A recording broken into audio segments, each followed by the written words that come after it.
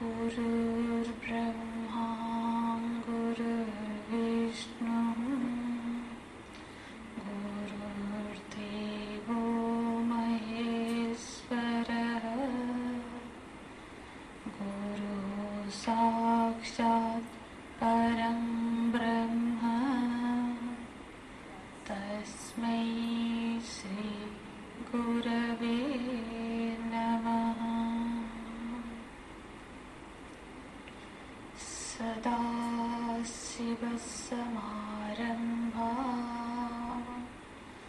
शङ्कराचार्यमध्यमाः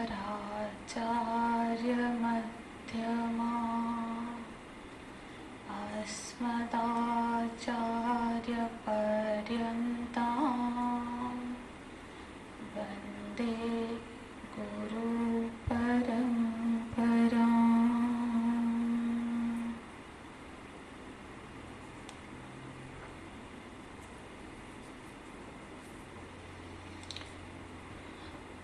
आप्यायन्तु ममाङ्गानि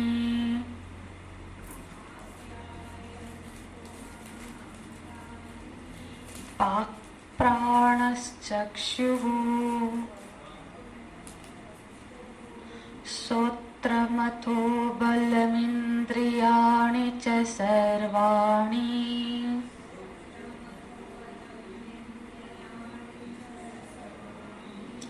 सर्वं ब्रह्म उपनिषदम् माहं ब्रह्म निराकुर्याम्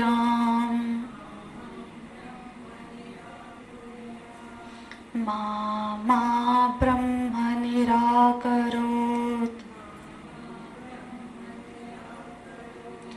अनिराकरणमस्तु निराकरणं मे अस्तु।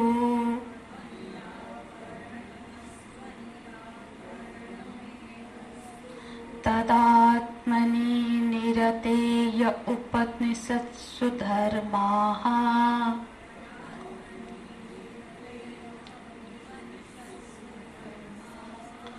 ते मयि सन्तु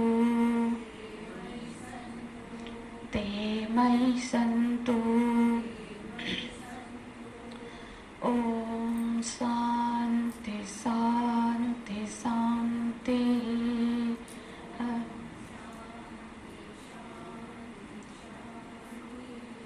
हरिः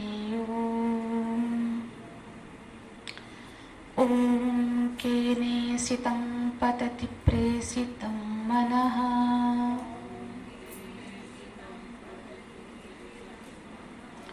केन प्राणप्रथमप्रीतियुक्तः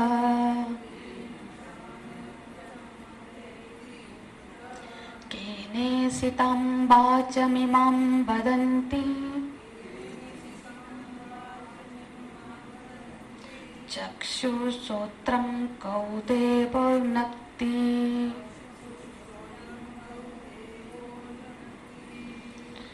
चक्षुश्रोत्रं कौ देवो नक्ति।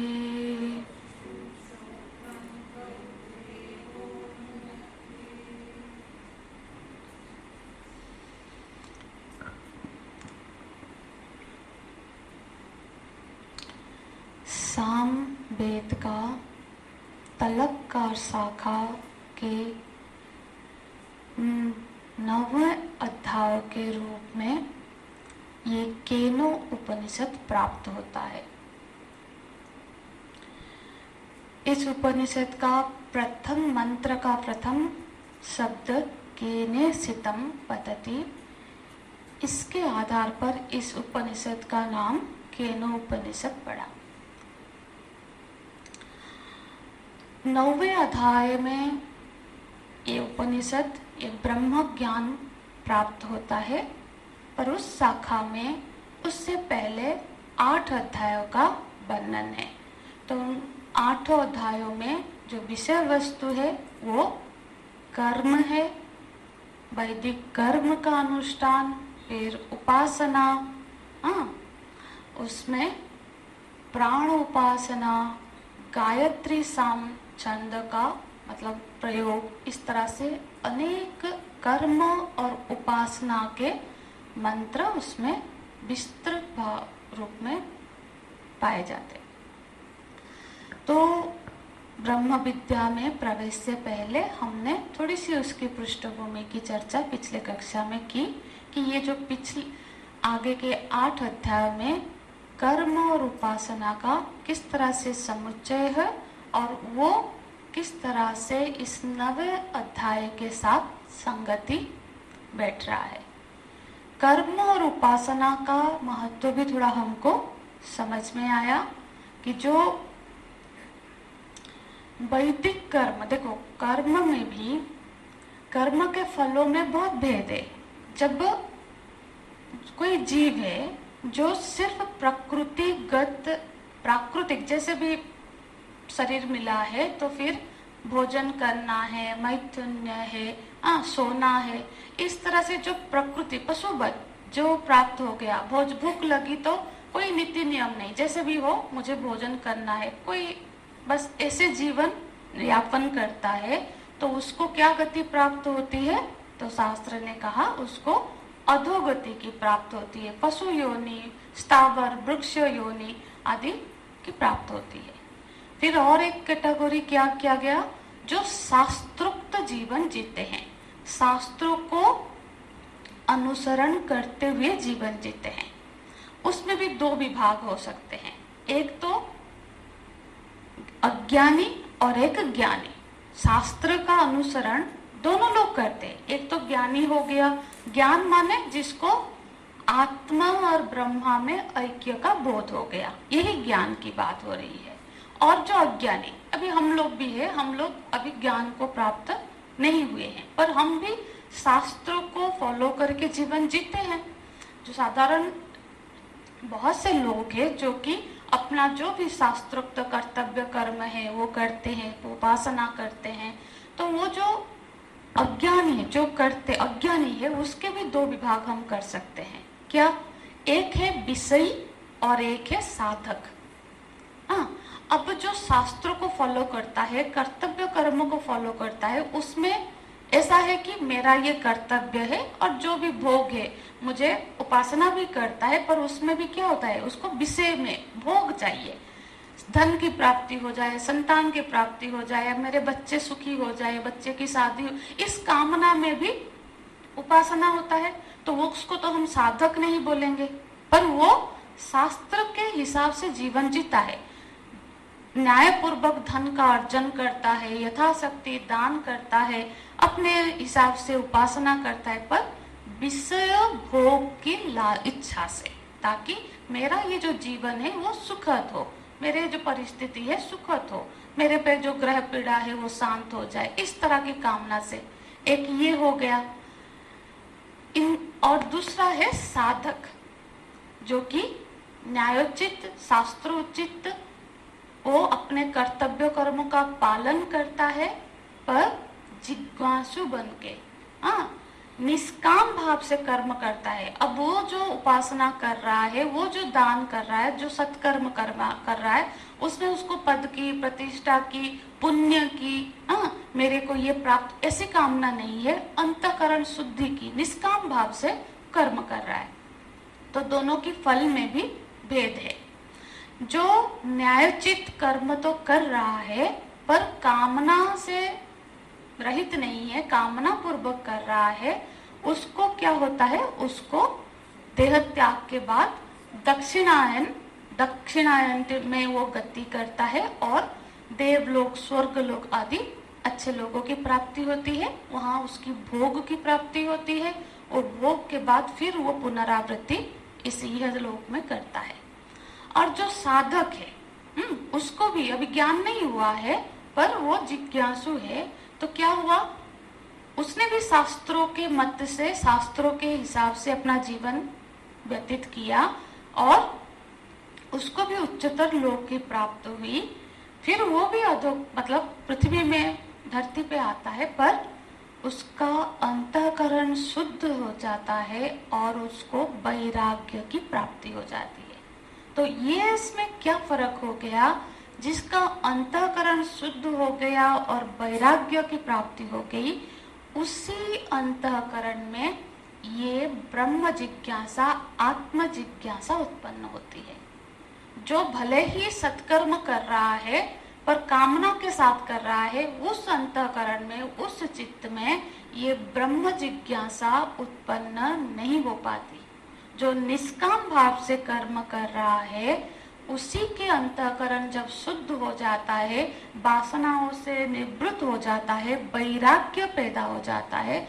जब संसार से वैराग्य होगा तभी तो वो ब्रह्म के तरफ उनकी जिज्ञासा करेगा।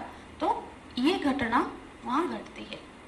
तो क्या बोलते हैं कि जो ब्रह्म का जिज्ञासु है, ऐसे जो जिज्ञासु साधक है, वही इस ज्ञान को प्राप्त करते हैं। देखो, ज्ञान को प्राप्त करने में भी आप दो तरह के लोग देखेंगे।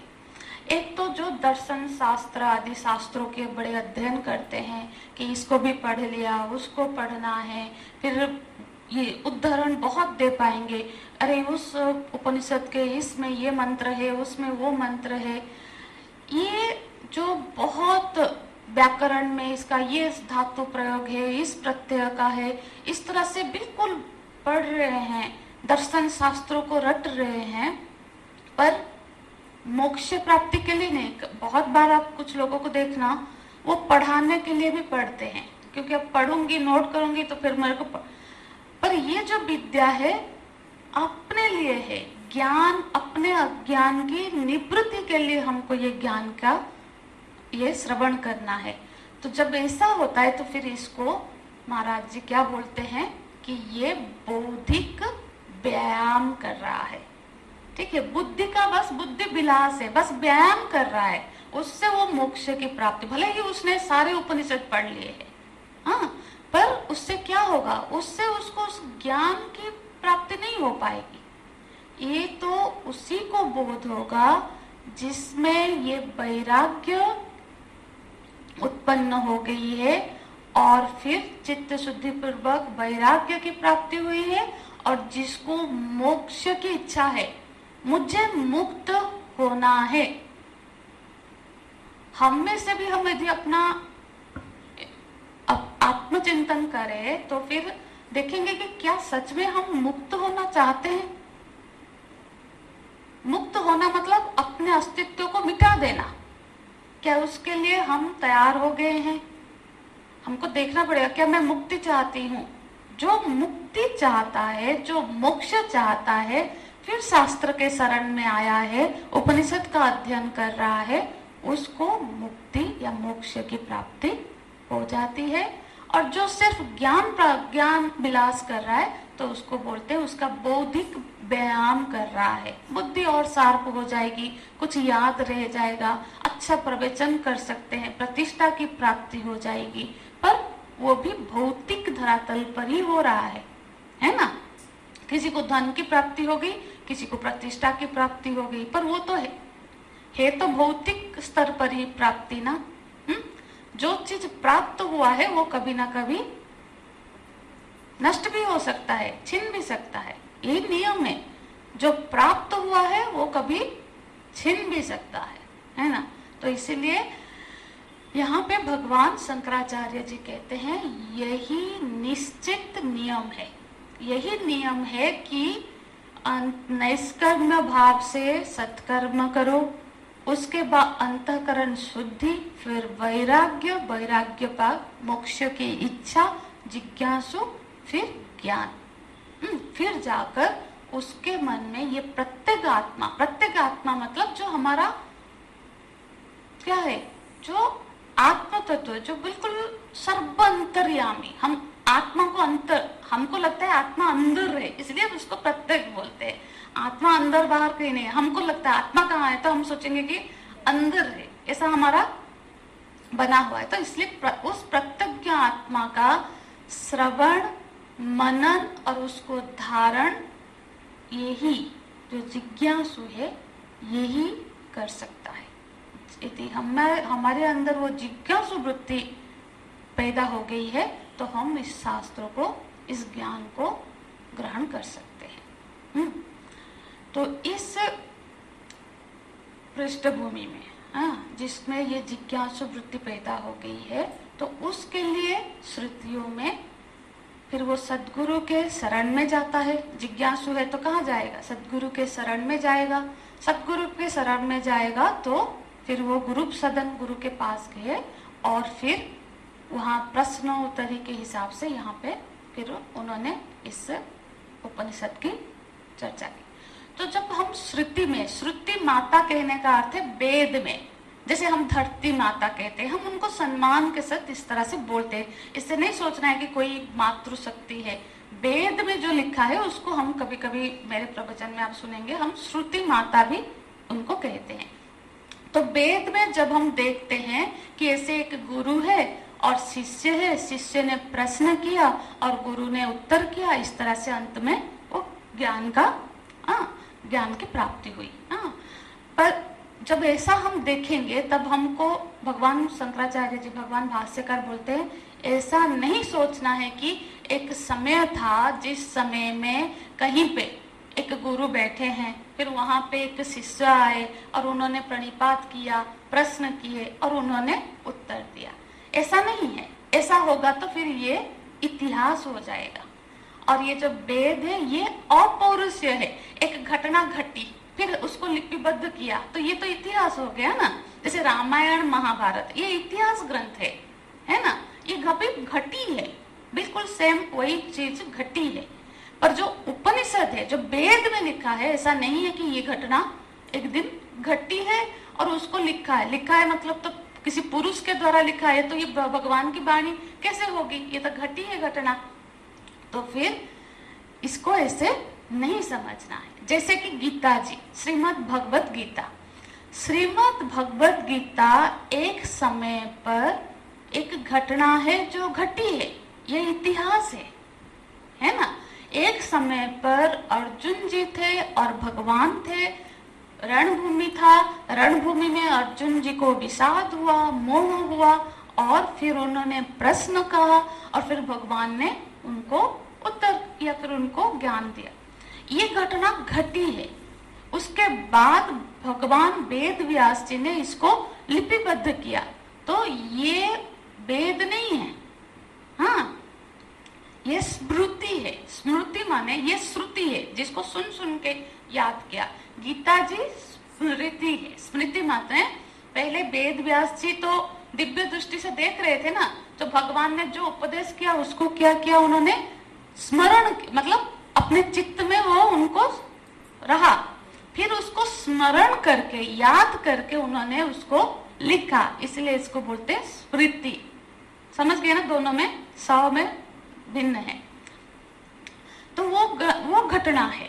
पर जब वेद में हम ऐसा कोई उपाख्यान देखते हैं कि ऐसे गुरु है, शिष्य है या फिर कोई भी, यहाँ पे भी आगे एक उपाख्यान देखेंगे हम, ऐसे जब उपाख्यान हम देखते हैं कि गुरु बैठे हैं, प्रश्न कर रहे हैं, तब उसको श्रुति माता क्यों करते हैं ऐसा संवाद शैली में उपदेश? क्योंकि यहाँ देखो बोलते हैं, कहाँ पे होगा उसका, हाँ, सूक्ष्म वस्तु विषयत्वात्। 18 पेज में देखिएगा, वहां भाष्य में लिखा है भगवान ने, कथनम तु शिष्य आचार्य प्रश्न प्रतिवचन रूपेण कथनम तु सूक्ष्म वस्तु विषयत्वात् सुख प्रतिपत्ति कारणम भवति। ठीक है, क्या बोल रहे हैं कि शिष्य आचार्य इस संवाद शैली में श्रुति इस रूपक के साथ ऐसा कथन क्रिएट किए हैं ताकि ये, क्योंकि ये विषय बड़ा सूक्ष्म है, बड़ा सूक्ष्म विषय है, ऐसे ही बोलेंगे तो उसको धारण करने में मुश्किल होती है। हम लोग भी बचपन में हमने बहुत सारी स्टोरीज सुनी है ना, जैसे कि अभी क्या है वो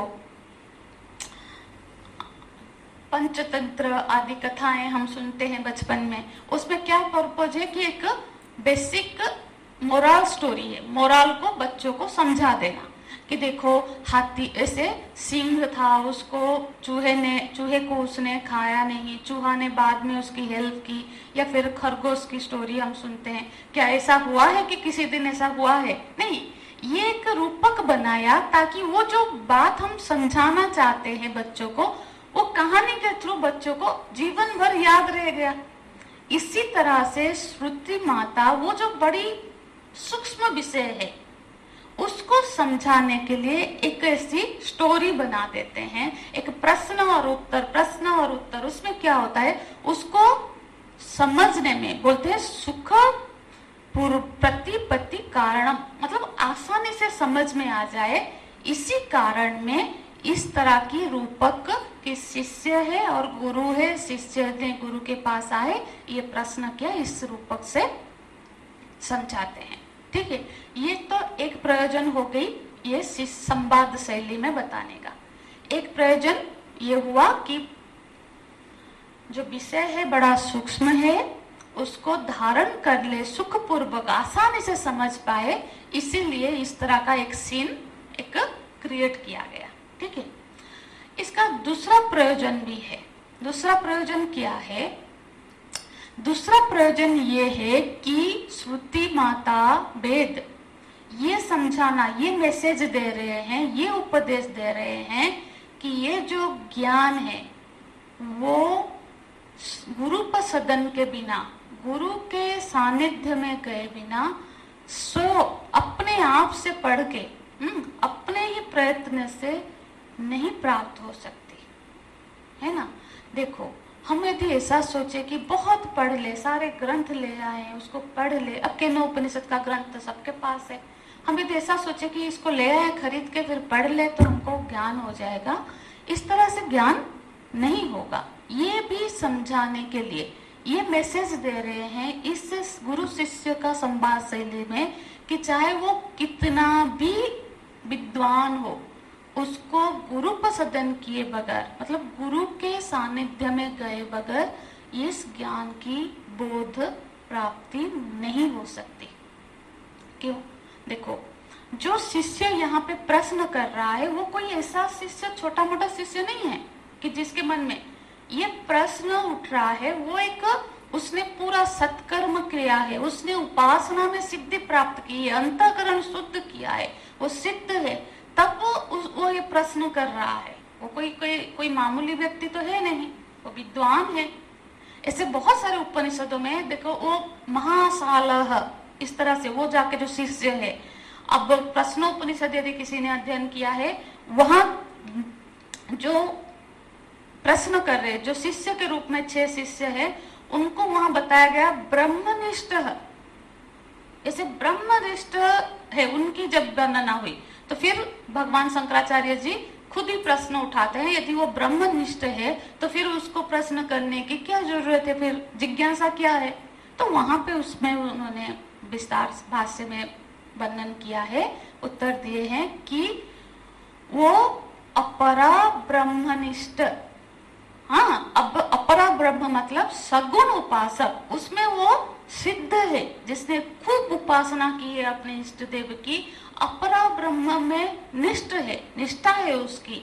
अब वो परम ब्रह्म की प्राप्ति के लिए, परम ब्रह्म जो तत्वतः जो ब्रह्म है, उसकी जिज्ञासा के लिए गुरु के शरण में आते हैं। तो जो अपर ब्रह्म को सिद्ध कर चुके हैं, मतलब वो कितने प्रतिष्ठित व्यक्ति है, वो उनके लिए वो भी गुरु के शरण में आते हैं कि मेरे को अब परम ब्रह्म का, इस तत्व का बोध करा दीजिए, ज्ञान करा दीजिए। तो क्या बोलते हैं, नेसम तर्केण मतिरापनीया गुरुपसति ही। तर्क के द्वारा या केवल स्व अध्ययन के द्वारा अपने ही प्रयत्न से इस ज्ञान की प्राप्ति नहीं हो सकती। हाँ, तो फिर आगे क्या बोलते हैं, फिर क्या हुआ, बोलते हैं आचार्यवान पुरुषो वेदः। छंदोग्य उपनिषद का स्तुति है। बोलते हैं जो आचार्यवान पुरुष है उसी को ये ज्ञान होता है। आचार्यवान माने क्या? देखो, आचार्य होना और हम आचार्यवान है, ये कैसे हम बोल सकते हैं? कब बोल सकते हैं? जब हमको ये अनुभव हो जाए कि ये मेरे आचार्य है। अब देखो, धनवान, पहले इसे समझते, धनवान कौन है? जहां उस धन पर उसका ओनरशिप है। अब कैशियर है बैंक में, उसके पास तो बहुत पैसा है, वो क्या उस धनवान है? नहीं है, क्योंकि उस पर उसकी कंट्रोल नहीं है। वो मेरा नहीं बना है, वो उसका पैसा नहीं है। तो जब किसी आचार्य के प्रति हमारे मन में ऐसी वृत्ति पैदा हो जाए कि ये मेरे आचार्य है, तब जाके उस व्यक्ति को हम बोलेंगे आचार्यवान। ठीक है? ऐसे ही सुनते रहते हैं, हम हजारों को सुन रहे हैं, पर किसी के प्रति नहीं है अभी। ठीक है, ये भी अच्छी बात है, सबको सुन के ही किसी को, ऐसा नहीं कि जो पहले मिल गया वही नहीं। परीक्षा आचार्य भी चूज करके लेना चाहिए, क्योंकि वो एक लाइफ लॉन्ग का फिर हो जाता है। ऐसा नहीं कि आज पसंद आया फिर इसको छोड़ दिया, कोई और दिख गया, फिर वो तो भटकाव होता है। तो आचार्य कैसा होना चाहिए? लिखते हैं ब्रह्मनिष्ठ, कोई ब्रह्मनिष्ठ ही को आचार्य। और फिर एक बार उनके शरण में गए तो ये मेरे आचार्य है, यदि ऐसी वृत्ति हमारी, ये कोई जबरदस्ती की चीज नहीं है, ये एक बनती है। हाँ, यदि हमारी ऐसी वृत्ति बन गई तो फिर क्या होती है? फिर उनकी वाणी हमारे लिए आप्त वाक्य बन गया। और आप्त वाक्य शब्द प्रमाण, वही तो प्रमाण है। हाँ, फिर उसी से ज्ञान की प्राप्ति होती है। तो बोलते हैं आचार्यवान पुरुषो वेदः। तो ऐसा जो साधक है, जो अभी आचार्यवान बन गया है, गीता जी में क्या श्लोक आता है? तद्विधि प्रणिपातेन परिप्रश्नेन सेवया उपदेक्ष्यन्ति ते ज्ञानम। तो वहां पे भगवान स्वयं बोल रहे हैं कि अर्जुन, तद्विधि प्रणिपातेन, इसलिए तुम किसी गुरु के ब्रह्मनिष्ठ के शरण में जाओ। तत्वदर्शी वहां बताया गया, जो तत्व का दर्शन कर चुके हैं उनके शरण में जाओ, उनको प्रणिपात करो। सेवया, ऐसा नहीं कि गए पहले दिन ही गए, गुरुजी मेरे को प्रश्न है, ऐसे भी लोग आते हैं, पहले दिन आते हैं, यहाँ क्या क्या एक्टिविटीज होती है, नहीं, वो एक शैली होती है। हमको क्या लिखते हैं? प्रणिपातेन, मतलब विनम्र भाव से। देखो, हम झुके, ये जगह है, हम जब झुकेंगे तभी तो सभी नहीं करते, पर वो क्या होता है ना, उससे हम कम ग्रहण कर पाएंगे। हम एक गुरुदेव के शरण में आए हैं। ये आश्रम है, ये चिन्मय मिशन है, तो यहाँ कौन विराजता है? गुरुदेव का आश्रम है। तो हम जब यहाँ आए तो किसके शरण में आए? गुरुदेव के शरण में आए। फिर हम थोड़े थोड़े क्लास अटेंड करें, तो धीरे धीरे गुरुदेव के साथ हमारा संबंध बनेगा। फिर जाकर गुरुदेव हमको अपनाएंगे, फिर हम आचार्यवान हो जाएंगे, जब हमारे मन में उनके प्रति गुरु भाव पैदा हो जाएगा, है ना। तो इस तरह से बोलते हैं तद्विधि प्रणिपातेन परिप्रश्, फिर जाकर हमारा प्रश्न करने का अधिकार बनेगा। अब वो हमको उत्तर देने के लिए भी बाध्य है, क्योंकि हमारा अभी अधिकार है, हुआ हक है, हम हक से पूछेंगे, है ना। हम माता पिता से कोई चीज मांगेंगे, हमारा हक है। पड़ोसी से मांगेंगे, वो मना भी कर सकता है, पर गुरु, क्योंकि ये मेरे गुरु है, अब मेरा उन पे हक है ना।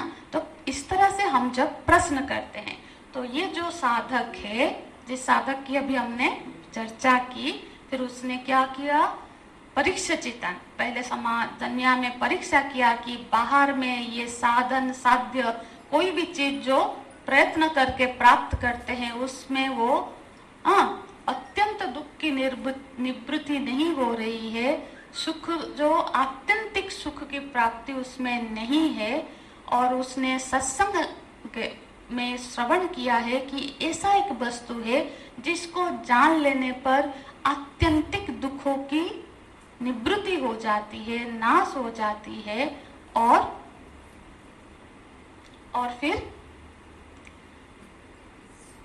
फिर उसकी प्राप्ति से जो परम आनंद की प्राप्ति होती है, फिर वो उस प्रत्येक आत्मा की अनुसंधान करता है। हाँ, तो जब उस प्रत्येक आत्मा और ब्रह्म एक ही है, वही प्रत्येक आत्मा ब्रह्म ही है, ऐसा बोध हो जाता है, तब अज्ञान की निवृत्ति हो जाती है। बोलते हैं विज्ञानात् एव निवर्तते न अन्यथा। इसको जानकर ही इस संसार बीज रूप जो अज्ञान है उससे निवर्तन हो सकता है। संसार का बीज जो अज्ञान है वो कौन सा? देखो, अज्ञान भी कई तरह के है ना। जैसे भौतिक, हमको कई सारे भाषा नहीं आते तो उस भाषा का हमको अज्ञान है ना। विज्ञान का अज्ञान है, कोई इतिहास पढ़ा है तो उसको विज्ञान में क्या है, बायोलॉजी में क्या है नहीं पता है, उसका अज्ञान है। तो उस ऐसे तो अनेक चीज का बचपन से अज्ञान था, हमने प्रयत्न करके उसका ज्ञान किया है। तो क्या ये वाला जो ज्ञान हमने प्राप्त किया है, इससे ये जो संसार बीजभूत, जो संसार का बीज रूप जो अज्ञान है, उसका निवर्तन हुआ है क्या?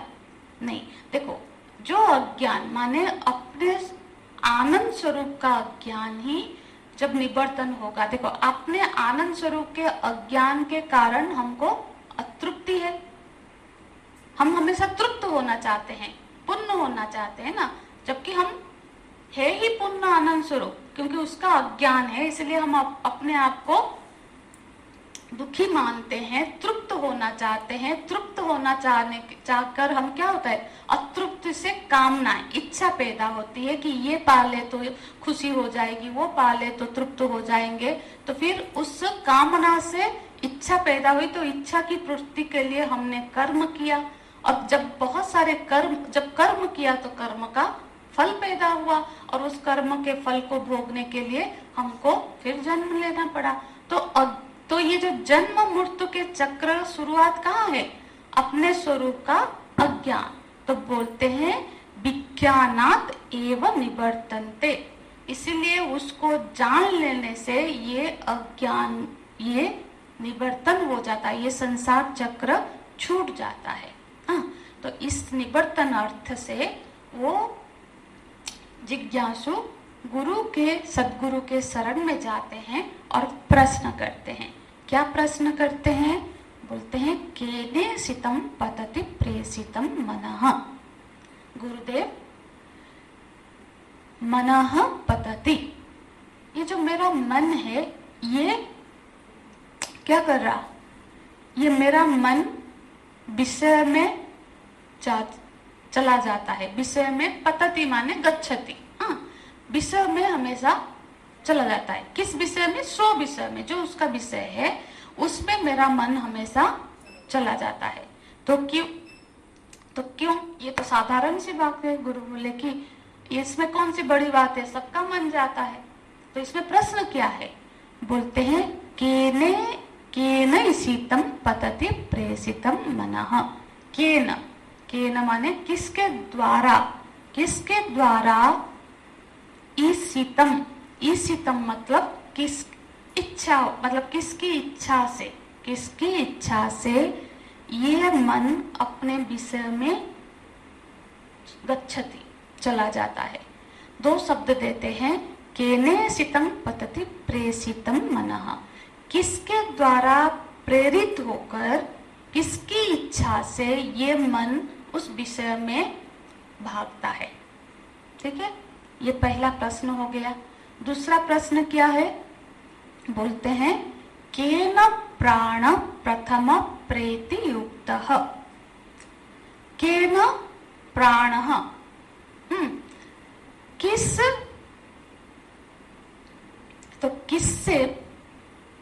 प्रेति, किससे प्रयुक्त होकर, ये जो प्राण है, ये प्राण मतलब जो प्राण वायु है, हमारे प्राण है जो, वो प्रथम युक्त मतलब किससे प्रेरित होकर, किससे प्रयुक्त होकर ये प्राण दिन रात अपना कार्य कर रहा है। कौन है उसके पीछे, जो जिसकी प्रेरणा से ये दिन रात क्रियाशील है। प्राण क्या एक सेकंड भी बंद नहीं होता है, बिल्कुल दिन रात ये चल रहा है।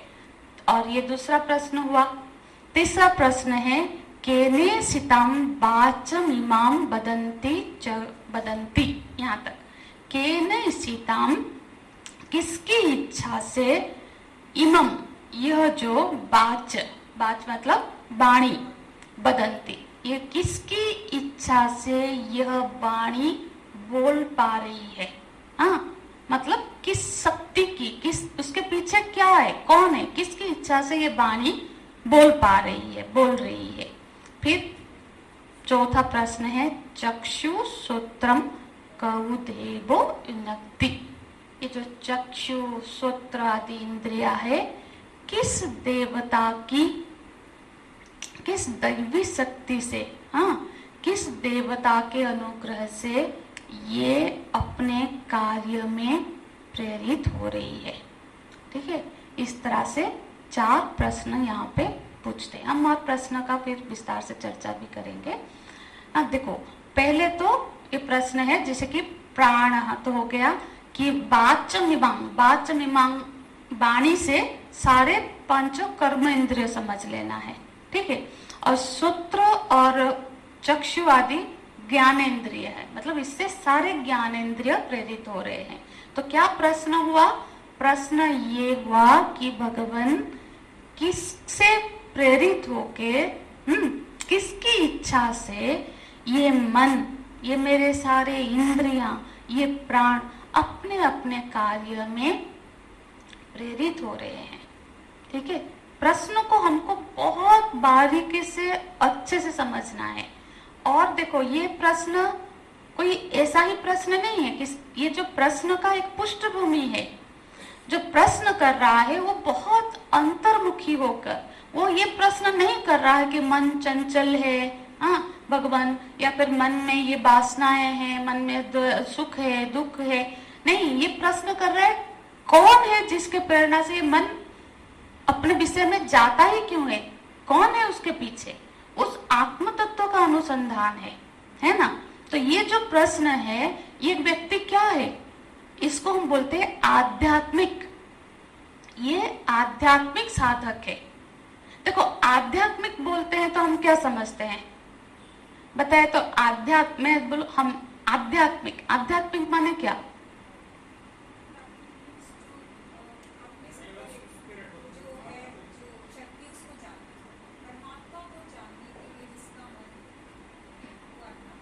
हाँ, आप क्या बोल रहे थे?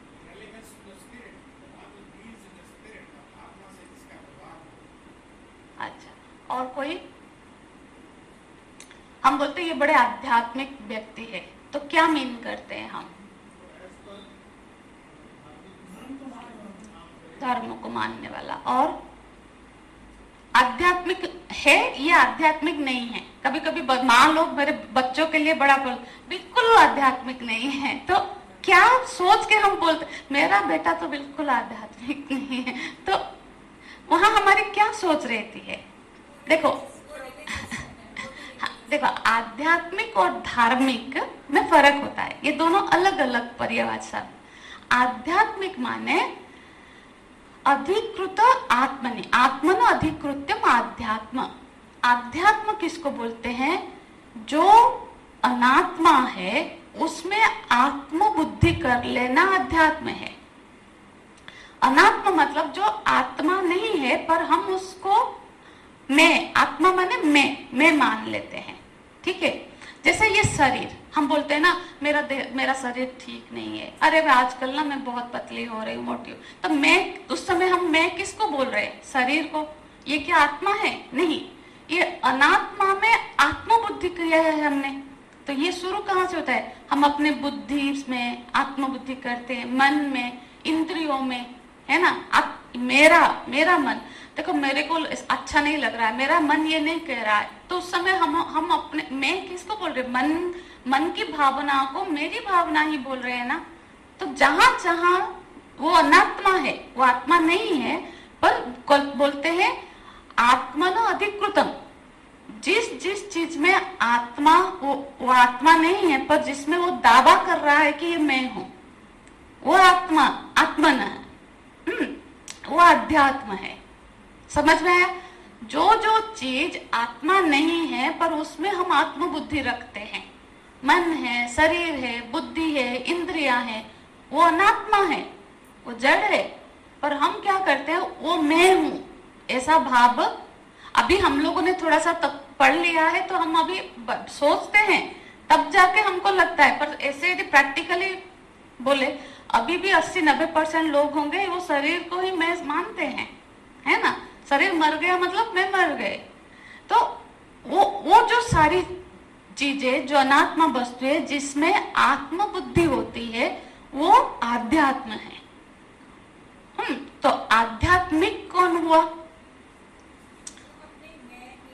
जो इस मैं की चिंतन करता है ना, उसका विचार कर रहा है। जो इस शरीर, मन, बुद्धि आदि की विचार कर रहा है कि ये शरीर क्यों प्राप्त हुआ, इसका प्रयोजन क्या है, इसकी उत्पत्ति कहाँ से हुई, इसका कारण क्या है, इस तरह के प्रश्न जिसके मन में उठ रहे हैं, जो इस तरह की अभी विचार करने लगा है, वो आध्यात्मिक व्यक्ति है। हम जो मंदिर गया वो आध्यात्मिक है, वो धार्मिक है, वो एक धर्म को फॉलो कर रहा है ना। तो यहाँ पे ये जो प्रश्न जिसके मन में अभी उठ रहा है, ये क्या है? वो एक आध्यात्मिक व्यक्ति है। वो बोल रहा है, उसको ये बिल्कुल ज्ञान थे कि ये जो मन है ये जड़ है, ये स्वतः कोई कार्य नहीं कर सकती, ये स्वतः किसी में प्रवृत्त नहीं हो सकती, क्योंकि मन अपने आप कैसे करेगा? मन तो जड़ है ना। जब तक किसी चैतन्य की उसमें अनुग्रह ना हो तो फिर तो वो तो कोई क्रिया कर ही नहीं सकता। इंद्रिय तो जड़ है, शरीर तो जड़ है, ये तो अपने आप कुछ कर नहीं सकते। तो वो कौन है जो इसके सहारे कार्य करा रहा है? बहुत बार ऐसा होता है, हम जो नहीं चाहते हैं वो भी कर बैठते हैं। यदि सब कुछ हमारे, तो वो कौन है? उस विज्ञान को समझने का प्रयत्न इस प्रश्न में, वो तो उसको हमको समझने के लिए पहले प्रश्न को हमको बहुत अच्छे से समझेंगे तो उत्तर बोलते ही हमको समझ आ जाएगा। ये प्रश्न अभी हमारे मन में नहीं उठ रहा है, मतलब देखो ये जो साधक है ये सिर्फ आरोपित प्रश्न नहीं है, कहीं से सुन लिया तो ये प्रश्न नहीं।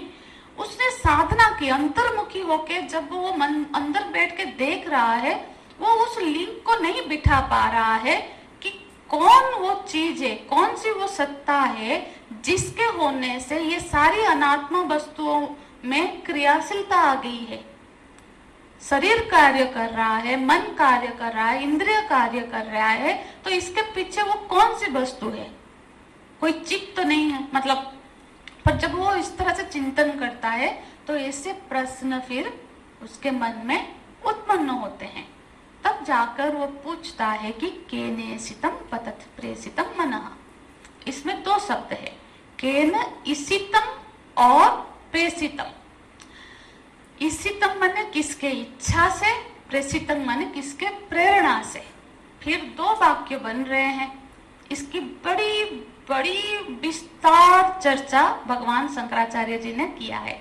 हम इतने शब्दतः भाष्य में तो नहीं जाएंगे, आप भी पढ़ेंगे तो कंफ्यूजन होगा काफी। वो जो हम उसको सरल करके बस इस प्रश्न को समझने का प्रयत्न करेंगे कुछ। तो इसको पिछले आगे की कक्षा में ही शुरू करना पड़ेगा, क्योंकि हमारे कुछ साधक का रिक्वेस्ट है कि 50 मिनट तक तो होता है, उससे ज्यादा हो जाता है तो फिर हमको कुछ समझ नहीं आता, ये मन होता है कब खत्म हो।